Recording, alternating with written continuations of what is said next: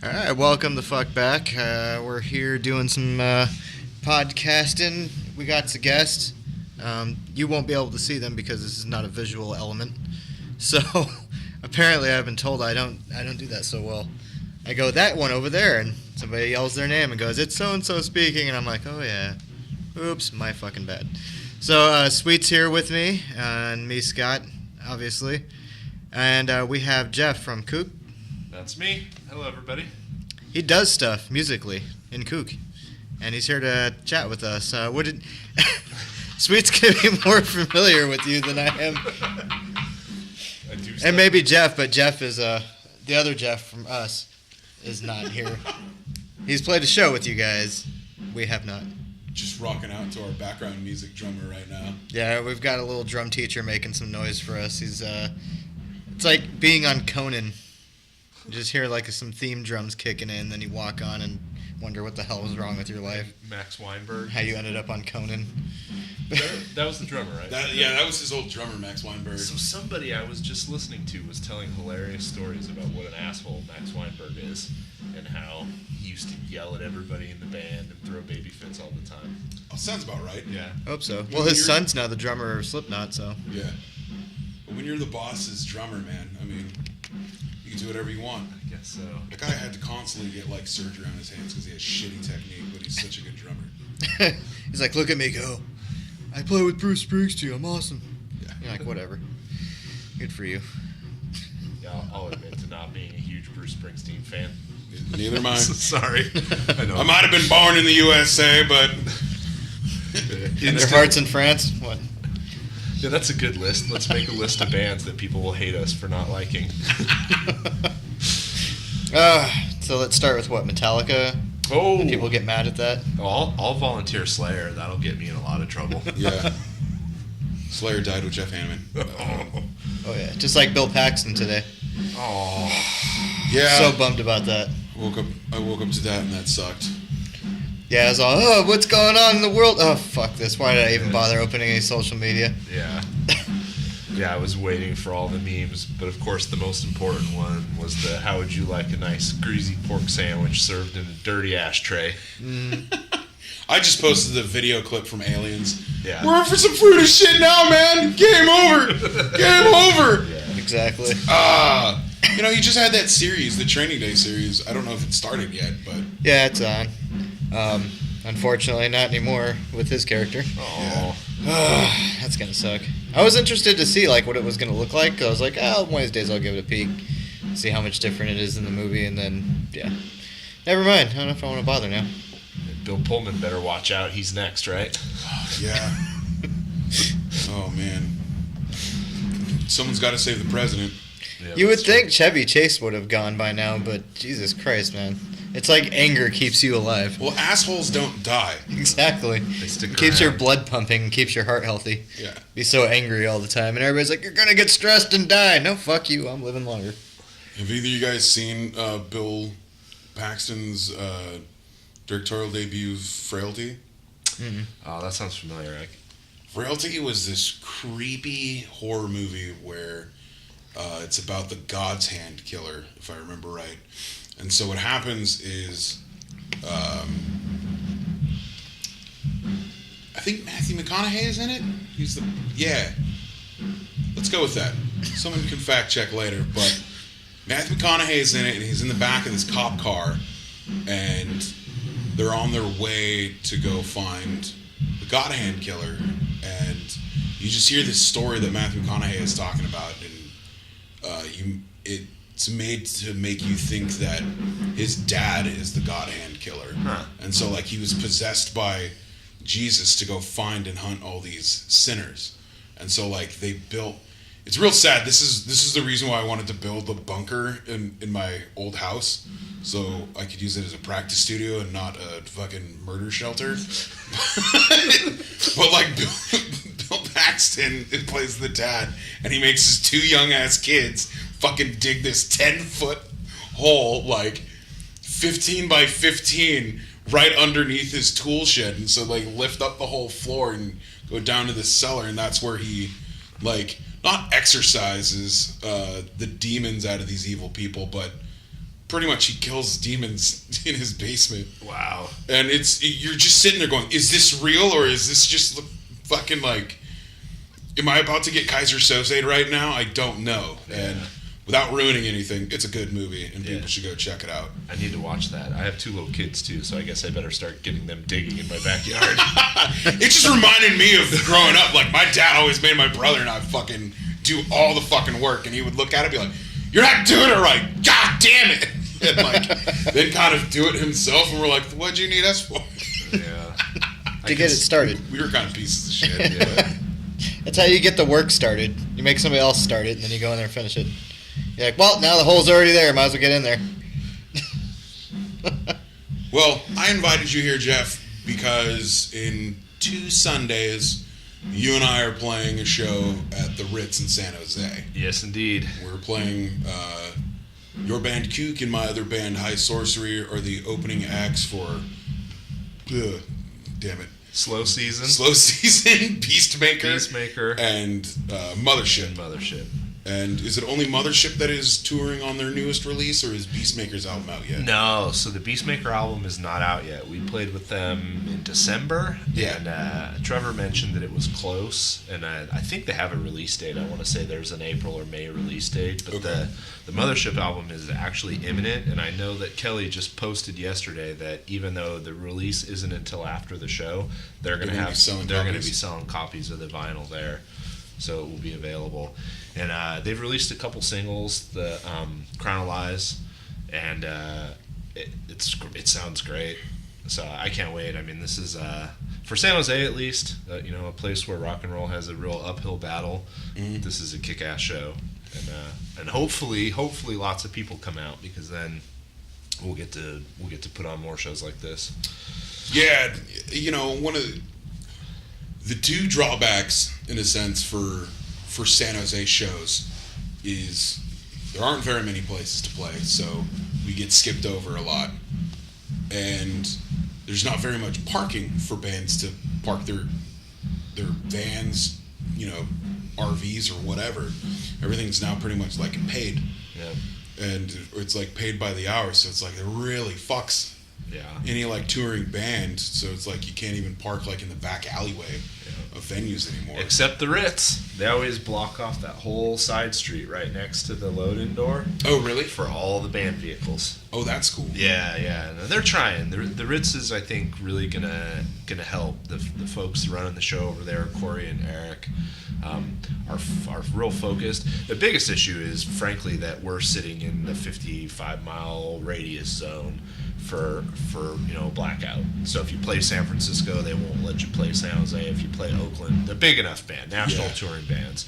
We didn't have it. There were no clauses like that for this show, but it certainly affects draw either way, because if you end up playing close together, so the typical path is folks will play Santa Cruz, and then Oakland and San Francisco are outside of the 55-mile radius if you're in Santa Cruz. So it's real easy to go Santa Cruz one night, Oakland SF the next night, and just skip us right over. Right. But with the venue that's good enough, good sound, good draw, good people, I think that could start to turn around. I mean, we've certainly seen, in 25 years of playing in bands in San Jose, it was the Ritz, but before that it was the Usual, and there have been periods where it was real busy all the time. And if that High on Fire show was any indication, I mean, that building's supposed to hold 550 people. There were probably 800 people in there. Jesus. I think there were a lot more than the capacity. Not that the fire department should pay attention to that. It looked like maybe 560, 575. Yeah. If that's any indication of what we can draw for a national headliner, then I think things look good, and we'll see more shows like this show, mid-level national touring acts, more shows, more Melvin shows. The Melvins have already been there recently, and I think we're going to see a lot more bands like that. And also just because there's people here doing work now, trying to bring shows into town, actively. It's easier. It's been easier for everybody to kind of collaborate a little bit more, since less clubs than all the people who are already doing it are like, well, now we got to start sharing the roof. So there are more people are booking under one roof than they were previously. It was a real shame when Johnny V's closed down, because Johnny's was anyone could play there. Johnny didn't care. He would let anyone play, and it was sort of less rules than anywhere else. You know, it's sort of like a free-for-all type of environment, but we really do need a good 300-person room, like the old Cactus Club, 18 plus, and a good all-ages room. And I don't know if that'll ever happen. Not in San Jose. Yeah. San Jose is shifting over too far. Have you guys been to Art Boutique for any shows yet? I haven't yet. I went to the old location, but I haven't been to the Ray Street location. Yeah, so I went to Jason Halliburton, who used to do sound for Johnny, did his Underdoom Fest there, which was a nearly day-long, 12-band fest, and Supernaut played. And so the owner has been hesitant about, it's all ages, because it's a beer and wine joint in the back of a comic book shop, but when you go through, it's a really big room and with a nice stage and a good board. But he's been real hesitant to have anything where there's a pit or moshing or kind of violence. He wants to keep it really. So we're trying to talk about the different sort of flavors of heavy music, and how most likely what you're going to see, like if we were to play or put on a show there, most likely what you're going to see is people sort of quietly banging their heads in their own space and not hurting each other.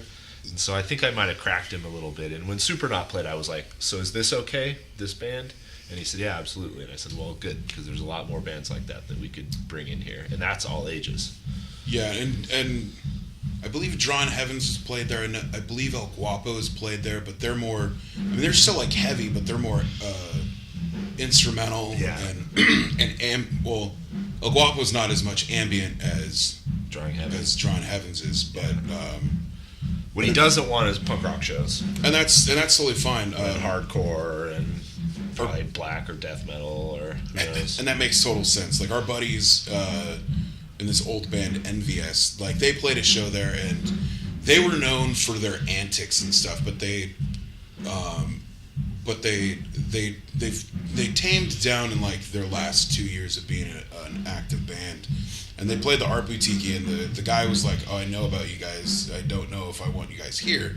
And they were like, no, we'll be respectful. I mean, you just have to tell us that. Yeah. And we're not going to do it. But we mainly play at places where they're just go full bore. But the singer, the frontman, Walter, I remember times where he would just strip down to a pink Speedo, or he would run around in a pink taco costume. Or all these other things. I have been grinded on quite a few times by this man. And hey, that's sort of a thing, though. I mean, I think that's a legacy that we have in the Bay Area musically that I think is overlooked. It's kind of like this wild melding of styles and cultures and antics. I mean, going way, way back. And this always seemed like a place where freaky shit could go down at a show at any time. Going back to my high school days when it was... Mr. Bungle and sort of the kings of that kind of nonsense. But that just always seemed normal to me. So it doesn't. I'm not even fazed by it. But I know for some people that's weird stuff. Yeah, it can make people feel uncomfortable. But it's well, you're seeing a show, so it's gonna be entertained. It's gonna be one way or another. And then the fact of them remembering it. Yeah, they're always like, oh, I recall that show. Yeah, of course. Whether they liked it or not, doesn't matter. They remembered. Yeah, one of the very first shows I ever played in the band I was in high school was at One Step Beyond, one of the old Nady clubs. So it's the Stone, the Omni, and One Step, opening for the Deli Creeps, which was Buckethead's band. Oh, okay. Right, and they were as weird, if not weirder, than Mr. Bungle. The guy played like the lead singer pretended like he owned a butcher shop or a deli, and he's had this apron that was always all smeared with gross stuff. Yeah. And that night he rolled out a shopping cart on the stage that was full of cheeseburgers, and he just spent most of the night in between singing throwing cheeseburgers at people in the audience. And to us, awesome. That was just like, oh yeah. I mean, we were in the back parking lot. And the car pulls up, and Buckethead rolls out of the car in his mask with the bucket on his head. Like he drove, someone was driving next to him on the street and looked over at the car and went, hey Earl, there's a guy next to us with a Kentucky Fried Chicken bucket on his head. And a little PV practice amp. Yeah. He just had this tiny little amp, and he didn't say a word to anyone, walked in, said it on the stage. I think he had a sound guy that was running through the board. I don't think that amp was even in use, but that was my start, and I just thought it was all the way it was supposed to be. Yeah, that sounds pretty fair. Yeah.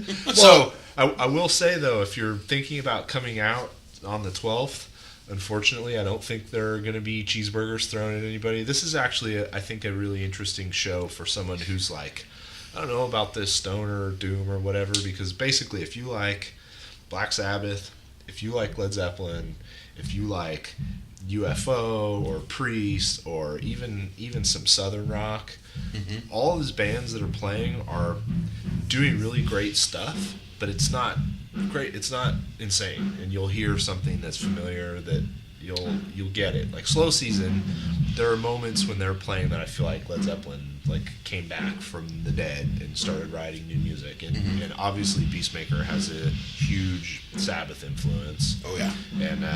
And Mothership's everything that's great about rock and roll that's come out of the Texas and the rest of the South. So, and then we're the weirdos for sure. Us and High Sorcery are going to set the tone with a little bit. Yeah. Maybe a stranger mix of things. Well, no cheeseburgers will be thrown inside, but I can't guarantee anything about the homeless outside. They throw lots of things. I'll eat some cheeseburgers. I'll throw some cheeseburgers. You'll throw some cheeseburgers now? Just because I said that? I'll throw some cheeseburgers now. Yeah. They'll probably see me with those bags. You can't bring those in here. I'll do what I want. I've already had Max Sabbath in here. You can't throw those. Yeah. Yeah. We will get to use the backstage. That'll be nice. Since they actually have green rooms at the Ritz, I'm a little scared. I'm not sure I'm going to sit down on anything, but... Yeah, I mean, you either walk away with fluid residue or Coke or other types of residues, and you just got to deal with it. That's kind of how I felt last night, or not last night, Friday night when I played at the Phoenix Theater in Petaluma. Like, it's just, the back area is just, everything is spray painted. Everything is tagged on. Like, even the couches are tagged on. Like, it's like if you mixed the Campbell Gaslighter and the Gilman as one venue, and that to me is the Phoenix, makes sense. But like bigger. Yeah. It was just pretty nuts, and I didn't give a shit. Like, I sat down and I would touch, be like, how fresh is this? Because like everywhere you just smelled spray paint, so you never knew like how new any of that tagging was. Or we played. Have you ever played at Toots Tavern? No, I haven't played at Toots. It's on our list. It's a cool little dive. Like, it shouldn't have the sound system that it has. Is that why? Where do people go to Toots from? Like, where are the people who East Bay? Who lives just East Bay? Yeah, because it's kind of out in the middle of nowhere. It's in the sticks. Yeah. But we played, like, the first time we played there, they also had they had a real big back room that was open that used to actually be, so Toots used to be a hotel, brothel, theater, bar. And so, like... That's all good. Yeah, so there would actually be, like, stage shows in one section, which is what became, like, the green room. But then above all that was all the rooms that you could either rent out or like get your whoring on, and then there's like the little bar area. And the moment we walked in there, I found out that Kiefer Sutherland was playing the weekend after, and I was like, I want to know where Kiefer Sutherland's coke room is. Just slightly joking, and the guy who was running the bar was like, oh, let me take you to it. And I'm like, I was just kidding. It was like, I'm not. I'm like, holy shit. It's over here. It's like the one room with like a padlock on it that's been pre-cleaned for like a month. Yeah, and the second time we went there, that whole area was closed down. I was like, oh, did Kiefer Sutherland destroy this place? Went back after he visited. Yeah, but it's a fun spot. Like, depending who books the show and who's doing stuff. Like, yeah, the first night we played there, we were fed, we were paid, and like we had drink tickets. So it's like, you guys fucking killed it on this. Yeah. Like, the second time, no, didn't get fed, but I mean, we still got paid and we got drink tickets. So they still took care of us enough Yeah. with the sound and everything like that. So I mean, it was fine. Yeah, I get it, man. The economics of running these shows is tricky. It's like none of it happens if people don't show up. right. They need to show up and buy tickets, and they need to show up and spend money at the bar. And I mean, frankly, for the club owners, the bar is probably more important than what happens at the door. The door typically goes to the bands, anyways. Right. So if your crowd is small but full of drunks, you might be able to make the club owners happy regardless of how many people show up. Have you been to any of the weeknight shows that they're doing in the front room at the Ritz? I went 2 weeks ago when Deathgrave played. Oh, there. to that one? Yeah. So Eric said that one was It crazy. was so fucking packed. Yeah. Like, we couldn't eat. Like, I just stayed in the bar area because like you couldn't even get into the room. Yeah. And it's the room where they normally just sell all the merch. Yep. So how the fuck are you gonna have a show in there? He did it, and you know what? He talked the bands and the promoters into not charging anything and just asking for tips. Yeah. And he said the 2 touring bands walked out of there with $500 a piece. Yeah. I mean, I knew like I don't even own a cassette player anymore, but I bought a tape off of the Danish band. Yeah. And then I know I threw in I think like $20 for band funds for that stuff because it was a $10 to $15 donation. Yeah. But it's always like we're giving these all to the bands. Like Yeah. the 2 local bands weren't taking any of that money. Yeah. And to me that's almost how it always should be. Like if you're local, you don't need the gas money. Yeah. Just give the local bands drink tickets. Yeah. Well, and I mean, Some money compensation's cool. I don't know if he did, but he very well might. They very well might have paid him out of the bar a little bit. And when those San Jose drunks come out, dude, Oh man. they're fucking. And they don't have Johnny's anymore, so don't it's have either, Johnny's. it's either the Caravan or it's Or the Ritz. it's the front of the Ritz if they can turn that into the spot. And each person is going to be dropping $50. I know. At minimum, yeah. That's minimum. That's killer. the bottom end of like somebody getting a few drinks. Yeah, and then they walk up to your merch table and they go, "How much is a sticker?" And you go, $3. And they go, "Ah, Jesus, why are stickers so expensive?" Yeah. It's like, oh man, well, because we had to pay an artist to make them, then we had to pay a printer to print them. What it really means is they don't have enough cash because they want to keep drinking. They wanted to keep Yeah. drinking. Or because the bar accepts cards, they just didn't pull any cash out. Yeah. Which is usually how it ends up working. But that's why I have a card reader on my phone. Yeah, and now and that makes it Like, you're not so getting much away from easier. this son of a bitch. Slide your card right here. Yeah. Guess it's time to get a Square reader. Yeah, and I mean, if you have PayPal, you just ask for one, they send it to you. So. Yeah. I need to do that. But yeah, it's the other thing that kind of comes back around to quality of the shows. Mm-hmm. If you want people to come out, man, you gotta give them what they're expecting when they come to these shows, and give them a little bit extra if you can, because you're not gonna draw people into your shows or to come out and support and do all those other things like that if they're not getting anything out of it. And I mean, a lot of people, unfortunately, it's harder to get them out of their house to come watch it when they can hop on YouTube and just watch old clips or do this other stuff. Everybody's so ingrained in, like, I don't need to go out, I can just sit at home and do this. It's one of those things where you gotta kind of give them a reason to be there. And the nice part is different genres will draw different types of people. Yep.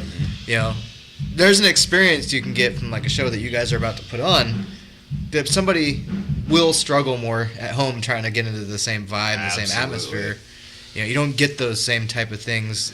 You don't get the same types of lows and the same types of Sheer volume. noise and all those things like that you experience when you're live. Yeah. You can throw on your best headphones and you're still not going to get the same experience. No. You know, and then for bands who are more about their performance, if you're not up there performing every night that you go on stage for 1 to 500 people, 1,000 people, whatever it is, it's going to be harder for them to want to come back out and see you again next time.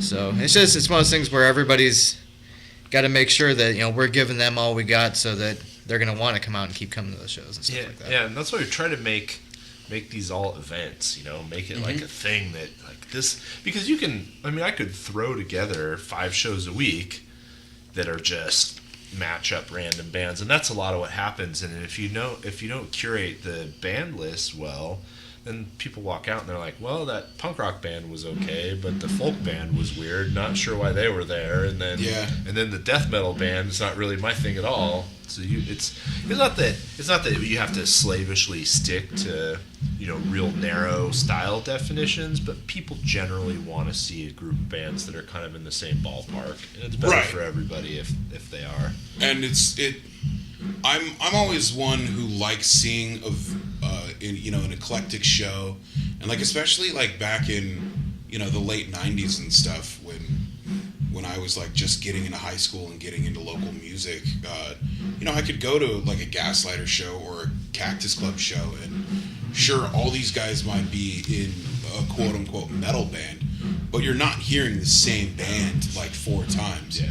So that's kind of what I've always liked. And, you know, for the show that, you know, we're going to play at the Ritz, I like the variance within, you know, the stoner desert metal rock genre, as you would, you know, because you're going to get everything. You're going to get a little bit of everything. Yeah, you will get almost the whole spectrum, minus like a band that wants to be Sun. Yeah. Or Sun O, whatever. Yeah. What happened to all the Fremont venues? Do you remember a long time ago there used to be like Niles. There used to be one over here off of Mission and Fremont Boulevard. Well, there's Mojo's.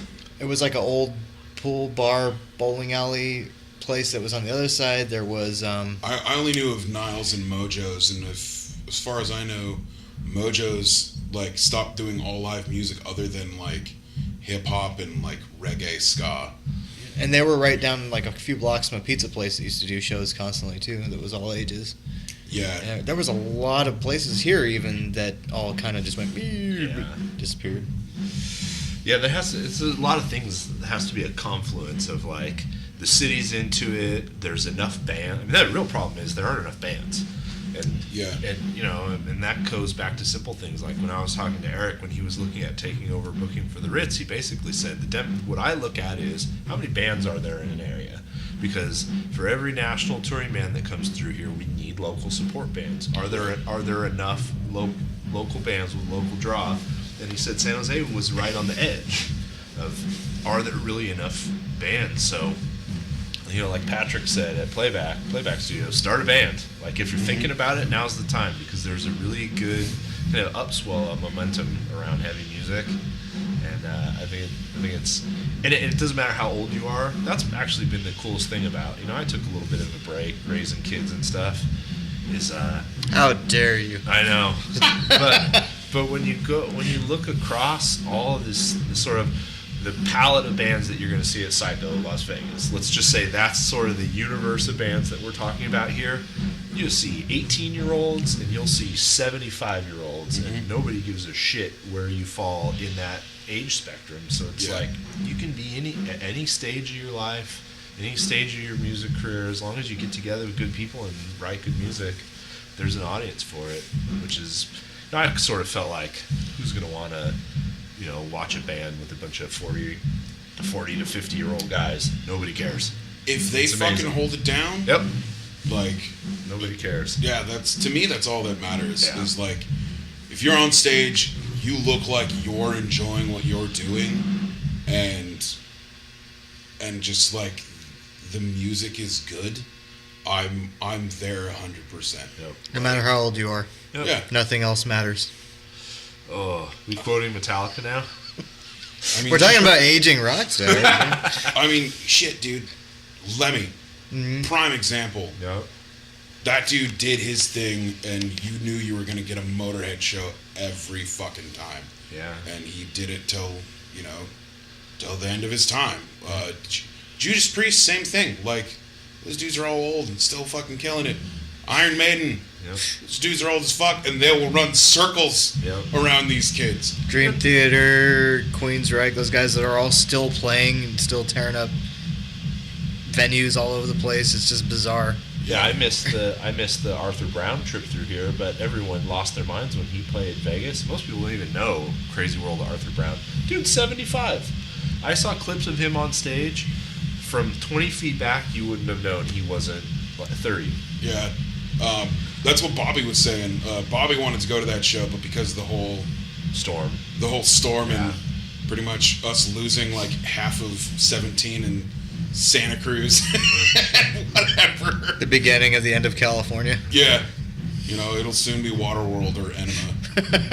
An enema? Did you say an enema? Yeah, an enema. All right, that works.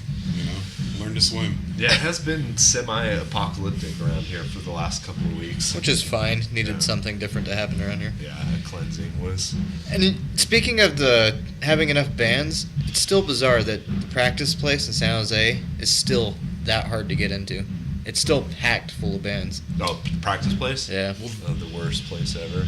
Yeah, I mean, that guy's also super strict. Yeah, he is. It's just ridiculous that he'll sit there with a sound reader and be like, nope, you're half a decimal above the noise ordinance. It's like, it's 6 o'clock. Yeah. Go home. Yeah. Stop sitting in the hallways listening You're to bands. by an airport. Why are you having noise ordinance? Yeah. It's like, you're by an airport and the fucking freeway. Yeah. It's because he's had a lot of high-profile bands that have been there forever that complain about other bands being too noisy for them. Whatever, they can all eat dick. Yeah. They're the ones who are willing to pay like $900 for a room by themselves. I mean, it's a basic real estate problem. I mean, if you want to do, it's hard to do anything that that can support people who are investing money so that they can do their art, which is basically what we all do, right? Very few of us actually turn profit into bands. I mean, it's not going to happen. Real estate's just too expensive here to reasonably run a bunch of practice studios. I wish there was a way around it. I mean, that guy's been doing it for years. He has to own that lot. Yeah. Like, he has to just be making a fucking killing. Yeah. Because I guarantee there's people trying to, like, give him money to sell that property. They want that. That whole area is worth a lot of money right there. Yeah. Because they want to put hotels over there. Oh, no. The fucking city just wants to load that airport area up with hotels just left and right. Especially with the new, with Bay 101 moving across the street or over the freeway. Mm-hmm. It's going to be ridiculous. Yeah, we were at the rock shop until it got shut down. That was a fascinating evening. Yeah, so was Crop Burner. That was not fun. You were over there just like a year and a half ago. Yeah. You guys were still there. That's right. Yeah, when Crop Burner was still a band, we were over there. We were sharing the room with the guys in Anonymity. Anonymity? Yeah, those guys. that word. It's like ambulance. Like I struggle to say those big dumb long words. Yeah. He just goes, ambulance. Ambulance. Yeah. Ambulance. It's like 50 extra B's. Oh, the fucking paramedic van. Yeah. Yeah, we were on the bottom floor right by the roll-up door. We were in the last room by the roll-up door, and we rolled in one night, and there was like signs up. There was a lock, I think, on that gate. It was Judgment Night was coming. You just smelled it, like it's going to be chaos here, and you knew there was something shady going on there. I mean, there was a vent right across from our room, and if you stuck your head and took a deep breath, you could smell weed, like a whole lot of weed. So somebody undid it one day and crawled in there, and they had a grow operation going on in part of the building. Oh, shit. So that's probably not super legal.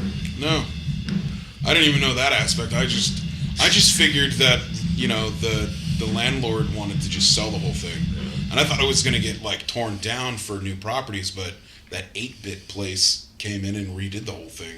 No, really? Yeah. Now they're doing shows. Are they? Yeah. 8-bit? Yeah.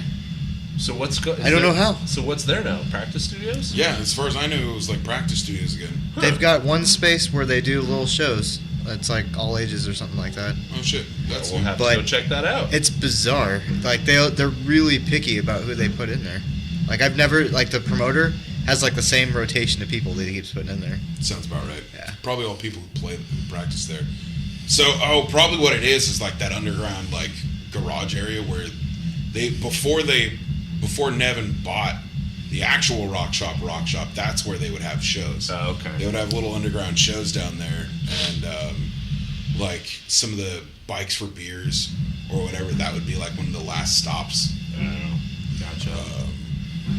I wonder if that other place is still existing after that water damage they had. Oh, you're talking about Music Inc.? Yeah. Where I practice? That's where you practice. It's still there, yeah. So Music Inc. has 2 buildings, and one building was untouched, and there are still rooms in there. That's where that big hourly stage is that you can rent, and that's still around.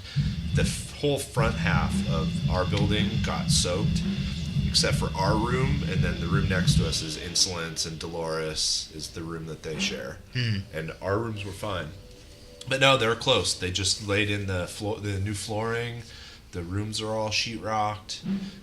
They have to do the facade out front, but the actual burning that you can see out front was superficial. It was not structural at all. It was just in the little facade at the top.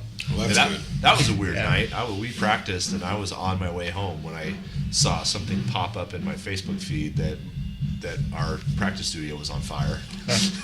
Shit. Yeah, so I turned around and went straight back there. And we were there until midnight, 1 o'clock in the morning, just helping everybody get the stuff out of their studios. The firemen rolling Ampeg cabinets down the wet floor, and it was. Didn't something happen to the other practice place too? The one that we were at with Shotgun for a short period of time. That was like half a tattoo parlor, half. That's practice. That's Music Inc. That's Music Inc. The tattoo parlor is right in the front. Yeah. Yeah. Okay, so it is that same spot. It's the same spot. I keep confusing that one name wise with the other one that we were at for a short period of time. That's so many. Yeah. You're talking about Metal Mouth? Yeah. Or whatever that is. Metal Mouth. That's Mondo's spot off of Gish. Yeah. And then because we went through quite a few rooms before we got here. yeah, we had that weird tweaker guy in Campbell. Oh god. That we shared a studio with. Okay, I liked the vibe. I just hate the fact of how it was run. Yeah. Like as far as scheduling and stuff, but I liked the vibe because it was neat to like walk out sometimes and see some dude just painting, like listening to your music and painting. It's like, what the fuck? So when we first started Disrupt the Paradigm, we found this spot in Campbell, across the street from the Amp Doctor or whatever. Yeah. Off of Benton. Yeah, so where Amp Lab and then Amp Lab, Mark's Guitars. Yeah, Mark's Guitars. There we go. Speaking of which, I need to call Mark. He's fixing two guitars for me. But he has questions. I need to go to Amp Lab and take my Ampeg there and be like, fix this. Well, yeah, get in line. It's about 8 months long. Yeah. That guy has amps out his door since King shut down. Yeah, I bet. Since King shut down and no one wants to use fucking DB Electronics in Fresno. Because they'll like just do work without even letting you know. And then they'll be like, $300. It's like, I didn't tell you to do that. Yep. Well, that's where What's-Their-Faces sent Lens and then just told them they couldn't do anything about Right. it. Well, I mean, like all the music shops use DBs because like it's like a huge place down in Fresno, but there's not been many places local. No, Amp Lab's great. He's the one who diagnosed the Terror when it blew up. And then he just said, call Orange. They won't let me order the part. So I called Orange, and they said, I just send it to us, and we'll fix it. Don't worry about it. That's cool. Yeah. But yeah, we rented this spot in Campbell, and like we rented. It was the agreement was like we could choose a day, and that would be like our day to rehearse in like a shared room. So you would go in, and it would. The whole place was probably the size of 2 of these. Yeah. So like it was a little mini like warehouse garage, and he had it sectioned off to where like he had his little office. There was the bathroom, and then there was like this side gate where everyone had to leave their gear because you couldn't leave your gear in the room. And like he rented that specific one music room out to like 3 different bands.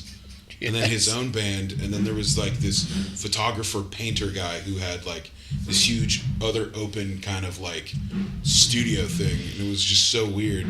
But like we kept getting hit up by the dude to like switch days with his band, and I was like, no, we specifically got Sundays so we could have the whole fucking day. Like if that's what we're paying, you're the idiot that said Sundays. Because if no matter what, it was going to be the same price for whatever day.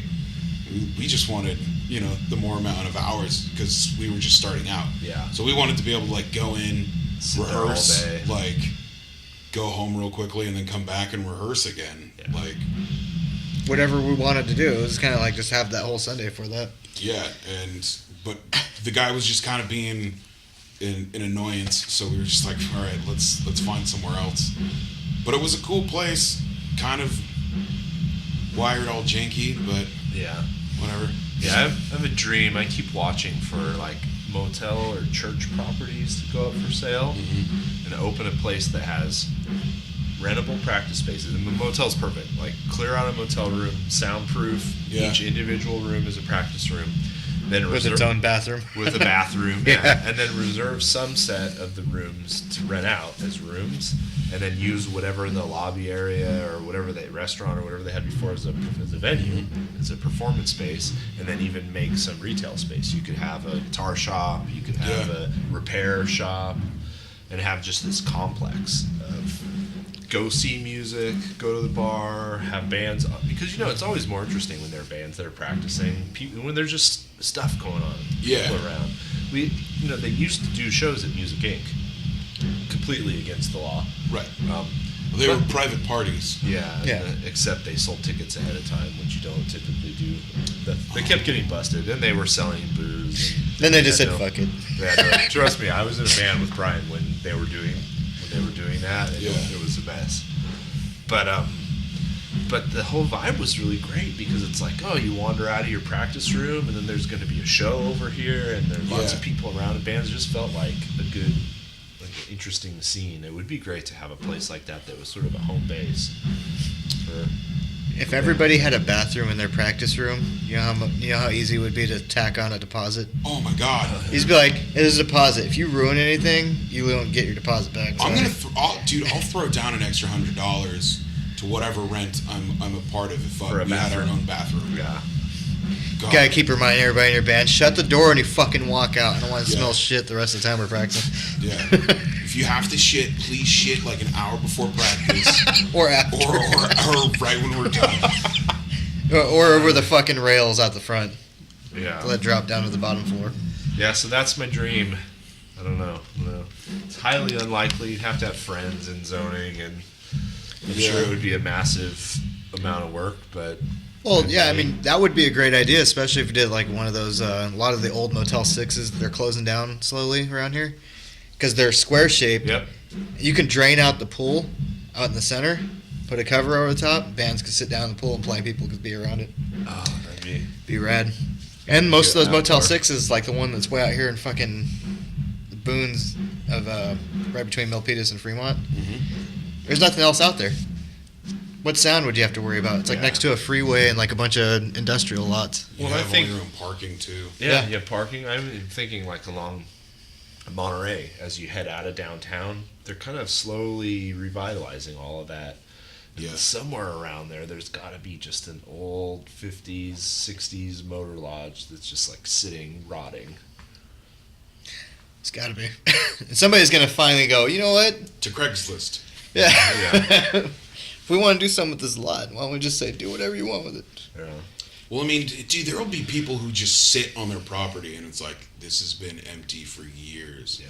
What the hell? It's like a fucking old sign and a dildo just laying out in the field. Sometimes. Not doing anything with it. Yeah, dude. That's where you kind of,